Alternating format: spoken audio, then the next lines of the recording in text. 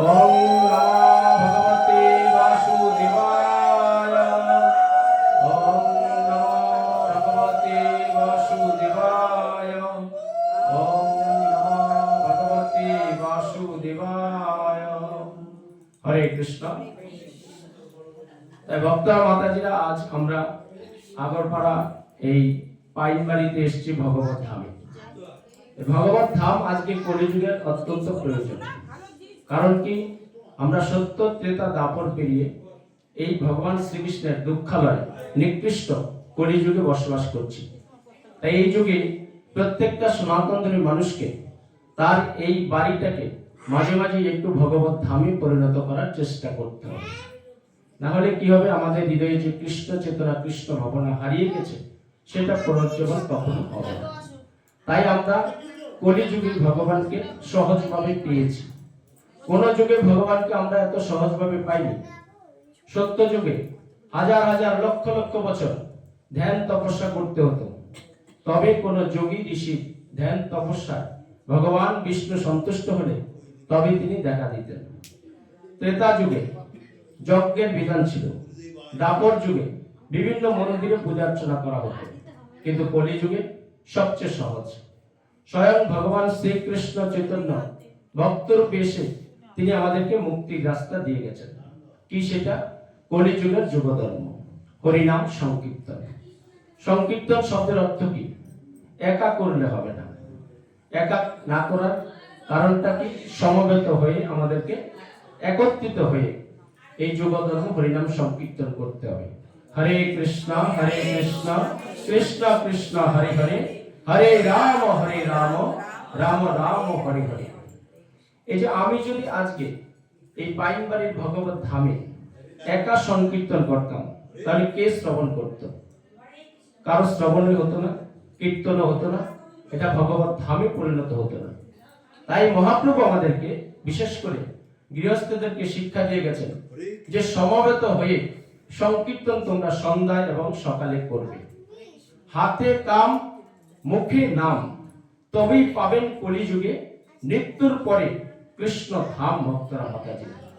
তাই আমরা এই কলিযুগে সহজভাবে ভগবানকে সেবা করতে পারি, ভগবানের নাম প্রচার করতে পারি, ভগবানের মন্দিরে আমরা দর্শন দিতে পারি। কোন যুগে সেটা ছিল না। তাই আমরা যখন এই কলিযুগে সাধুগুরু বৈষ্ণব গোসার সংস্পর্শে এসে গুরু পরম্পরা আচার্যের মাধ্যমে আমাদের মুক্তির রাস্তাটা আমরা খুঁজে পেয়েছি, তারপরেও যদি আমরা পিছিয়ে থাকি, আমরা ভগবত ধাম থেকে দূরে থাকি, আমরা হরিনাম সংকীর্তন থেকে দূরে থাকি, আমরা গীতা না পড়ে সেটাকে অবহেলা করি, তাহলে কি হবে? জন্ম মৃত্যু জরা ব্যাধি, এই ত্রিতাপে আমরা একটা চরকির মতো চারিদিকে শুধু ঘুরবো, আমরা কখনো মুক্তি পাবো না। আপনি প্রত্যেকটা জনিতে আপনি আনন্দ করতে পারবেন, ইন্দ্রিয় সুখ ভোগ করতে পারবেন, আহার করতে পারবেন, ঘুমাতে পারবেন, কিন্তু মুক্তির রাস্তাটা খুঁজে পাবেন না। মুক্তির রাস্তা আমরা কখন খুঁজে পাই? ভগবান শ্রীকৃষ্ণ বিশেষ কৃপার ফলে 84 লক্ষ জনি ঘুরিয়ে তিনি আমাদেরকে মানব জীবন দান করেন। তাই এই জীবনটাকে বলা হয়েছে মুক্তি, এই জীবনটাকে হয়েছে ভক্তি, এই জীবনটাকে বলা হয়েছে ধর্ম প্রচারের কাজে। আপনি যেই যেই কাজই করেন না কেন, আপনার নিত্য কর্মের পাশাপাশি আপনাকে ধর্ম প্রচারে থাকতে হবে।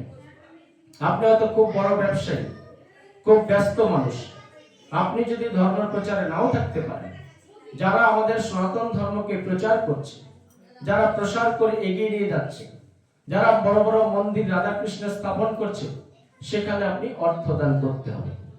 শ্রী ভক্তিবেদান্ত স্বামী প্রভুপাদ তিনি তার ভাগবতীয় ব্যাখ্যায় এবং শ্রীমদ্ ভাগবত গীতার ব্যাখ্যায় তিনি বলে গেছেন যে প্রত্যেকটা গৃহস্থকে অন্তত তার ইনকামের 50% ভগবানের সেবায় দান করা উচিত। তো 50% শুনলে আমরা আজকে আতঙ্কিত হই যে আমি মাসে 30,000 ইনকাম করব, 15,000 দিয়ে দিতে হবে। তাই প্রভুপাদ আরো ছাড় দিয়েছেন যে অন্তত তোমরা 25% ভগবানের সেবায় কাজে লাগাবে। না হলে কি হবে? আমরা যে 30,000, 40,000, 50,000, 1 লাখ, কোটি কোটি টাকা এই যে ইনকাম করছি, এটা কিন্তু আমার ক্ষমতায় নয়, এটা আমার পূর্ব জন্মের স্বীকৃতি। এটা ভগবান আমাকে কৃপা করেছে তাই আমি এই ভগবানের অর্থ পাওয়ার পর যদি আমি এই অর্থের কিছুটা অংশ ভগবানের সেবায় আমি কাজে না লাগাই, তাহলে মৃত্যুর পর কি হবে?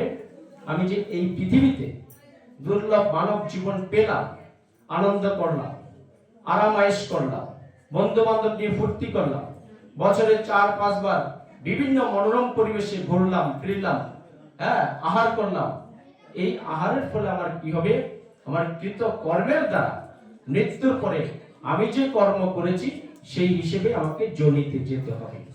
তাই আমরা যদি বাঁচতে চাই, আমরা যদি জগতের মঙ্গলের জন্য কল্যাণকর হিত কাজ বা আমরা সংসার জীবনে ভাই বন্ধু আত্মীয় স্বজন সবাইকে নিয়ে ভালো থাকতে চাই, তাহলে সদা আমাদেরকে কৃষ্ণ চেতনা কৃষ্ণ ভাবনায় জাগ্রত হতে হবে। আজকে ভাববেন না যে ভগবানের সাথে আমাদের কোনো সম্পর্ক নেই। ভগবান শ্রীকৃষ্ণ গীতার 6ষ্ঠ অধ্যায় ধ্যান যুগে বলেছেন যে হে অর্জুন, প্রত্যেকটা জীবের সাথে আমার একটা অবিচ্ছেদ্য অংশ আছে। কিন্তু আজকে কি হয়েছে? পাশবিক নির্যাতন, আমাদের যে মনুষ্য জীবন আমরা পাওয়ার পর আমাদের মনটাকে এত আমরা কলুষিত করে ফেলেছি, আমরা ভগবানের সাথে সম্পর্কটা ভুলে গেছি। আমরা কার সাথে আজকে সম্পর্ক করছি? যা আমার পয়সাওয়ালা, আমি আরেক পয়সাওয়ালার সাথে সম্পর্ক করছি। আমরা শুদ্ধ বৈষ্ণবের সাথে সম্পর্ক করতে চাই না, কারণ শুদ্ধ বৈষ্ণবের সাথে সম্পর্ক করতে হলে তাকে কিছু দিতে হবে। শুদ্ধ বৈষ্ণবের সাথে সম্পর্ক করতে হলে আপনাকে বলবে একটু কৃষ্ণ নাম করো, একটু প্রসাদ গ্রহণ করো, একটু হরিনাম সংকীর্তন কলিযুগের মালার মাধ্যমে জপ করো, একটু একাদশী করো। আমরা আজকে ধর্মকে ভয় পাই। আমরা প্রত্যেকটা মানুষ বিতস্ত ভয়ে বসবাস করছি, কিন্তু আমাদের মানব জীবনটা ভয়ের নয়। এটা শ্রেষ্ঠ জীবন, যে 84 লক্ষ জনি গাছপালা পশু পাখি কীটপতঙ্গ, যত বড় হাতি বলুন, বাঘ বলুন, ভাল্লুক বলুন, তাদের চেয়ে আমরা শ্রেষ্ঠ জীবন। কারণ কি? এই জীবনে আমি ভগবানকে সেবা করতে পারি, এই জীবনে আমার এই মুখ দিয়ে আমি হরিনাম সংকীর্তন করতে পারি। আজকে আপনারা শুনেছেন যে কোনো পশু পাখি হরিনাম করতে পারে স্বাধীনভাবে? আপনি পারেন, আমি পারি। তাই ভাগবত ধামে যখন আসেন, আপনাদেরকে নিষ্ঠার সাথে সবকিছু বন্ধ করে আপনাকে শ্রবণ করতে হবে। শ্রবণটা এমন ভাবে করলে হবে না, যেমন একটা বালতি, সমাজে কিন্তু 4 ধরনের শ্রোতা হয়। একটা বালতি যদি আপনি উপর করে রাখেন, তো যতই জল ঢালেন বালতির ভিতরে কি জলটা প্রবেশ করবে? করবে না। এই এক ধরনের শ্রোতা। তারা কেমন? ভাগবত ধামে গেলাম, সাধুর সঙ্গে গেলাম, মন্দিরে গেলাম, তারা সেইভাবে কোনো গ্রহণযোগ্যতা তাদের মনে আসলো না। ওই বালতি উল্টে রেখেছে, তার ভিতরে কোনো ভগবত জ্ঞান প্রবেশ করছে না, গীতার জ্ঞান প্রবেশ করছে না, তার মধ্যে কোনো সাধুগুরু বৈষ্ণব গোসাই যে অপ্রাকৃত ভগবানের কথাগুলো, সেগুলো সে শ্রবণ সেভাবে নিতে পারছে না। তাই আপনি কোন ধরনের শ্রোতা হবেন আপনাকে ভাবতে হবে এই পাইনবাড়ি ভগবত ধাম থেকে। এটা হলো 1 নম্বর শ্রোতা। দ্বিতীয় শ্রোতা হলো বালতি আছে, বালতিটা ঠিকভাবেই আছে, কিন্তু তার নিচে একটা ছিদ্র আছে। ছিদ্র থাকার কি হয়েছে? যে আমি যতই জল ঢালি ছিদ্র দিয়ে জলটা বেরিয়ে যাচ্ছে। আজকে আমরা এখানে ভগবতীয় কথাগুলো শ্রবণ করছি, আমরা এক কান দিয়ে প্রবেশ করালাম, আরেক কান দিয়ে বের করে দিলাম। আমরা পাইনবাড়িতে 1-1.5 ঘন্টা থাকলাম ভগবত ধামে, এখান থেকে যেই বাইরে বাড়িতে গেলাম, নাতি, ছেলে মেয়ে, বৌমা, স্বামী, তাদের স্মরণীপুর দ্বারা, তাদের মোহ মায়ার দ্বারা আমি আবার আচ্ছন্ন হয়ে পড়লাম। এই কৃষ্ণের দাস সুজিত প্রভু কি ভাগবতের কথা বললো সেটা আমি আর মনে রাখার প্রয়োজন বোধ করলাম না। এই হলো দ্বিতীয় ধরনের শ্রোতা, বালতি ছিদ্রের মতো। তো আপনি আপনার বালতিটাকে ছিদ্র রাখবেন না এক কান দিয়ে প্রবেশ করাবেন, প্রবেশ করানোর পর আপনার হৃদয়ে রাখবেন, সেটা আপনার ব্যক্তিগত ব্যাপার। এটা গেল দ্বিতীয় নম্বর শ্রোতা। তৃতীয় শ্রোতা হলো বালতি আছে ঠিকই, কিন্তু তার মধ্যে ময়লা। তা আপনি যতই ময়লা বালতিতে জল দেন, জলটা কি পরিষ্কার হবে? হবে না। তাই আমরা ভগবত ধামে এসেছি, কিন্তু আমার মনটা কোথায় পড়ে আছে? যে নাতি ঠিকমতো টিফিন করে পড়তে গেল কিনা, বৌমা ঠিকমতো আমার স্বামী আসবে অফিস থেকে রান্না করলো কিনা, বা আমি এখন ভাগবত ধামে আছি, অন্যের অমঙ্গল, অন্যের সংসারটা কি করে ভাঙবো, বা টিভিতে ওই স্টার জ্বলছে নাকি, স্টার আনন্দের সিরিয়ালটা শেষ হয়ে যাচ্ছে। তো এই যদি মনে করে আপনার এই পাইনবাড়ির ভগবত ধামে আসেন, তা আপনার হৃদয়টা কলুষিত থাকবে, এখান থেকে আপনি কিছু নিতে পারবেন না। এটা হলো তৃতীয় নম্বর শ্রোতা। আর চতুর্থ শ্রোতা হলো বালতি পরিষ্কার।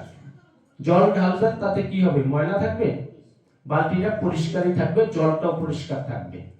তাই জাগতিক সবকিছু ভুলে আপনি যখন হরিনাম সংকীর্তনে যাবেন, ভাগবত ধামে যাবেন, মন্দিরে যাবেন, গীতা পাঠ শ্রবণ করবেন, বা আপনি আপনার বাড়িতে যে নিত্য ভগবানের সেবা করাচ্ছেন, তখন আপনি সবকিছু জাগতিক ভুলে যেতে হবে।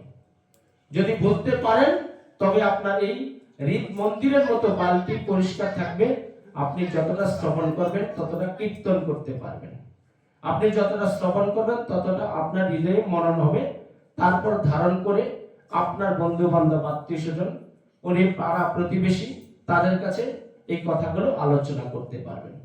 তাই ভক্তরা, মাতাজিরা, এই পাইনবাড়ির ধাম থেকে সাধুগুরু বৈষ্ণব গোসাইয়ের চরণে আমার প্রণতি নিবেদন, আপনারা যখন এই ভগবান শ্রীকৃষ্ণের মুখনিসৃত বাণী শ্রীমদ্ ভাগবত গীতা অধ্যয়ন করবেন, শ্রবণ করবেন, তখন এই পরিষ্কার বালতিটার মতো আপনার হৃদ মন্দিরটাকে পরিষ্কার করে তবেই এই ধামে বসবেন।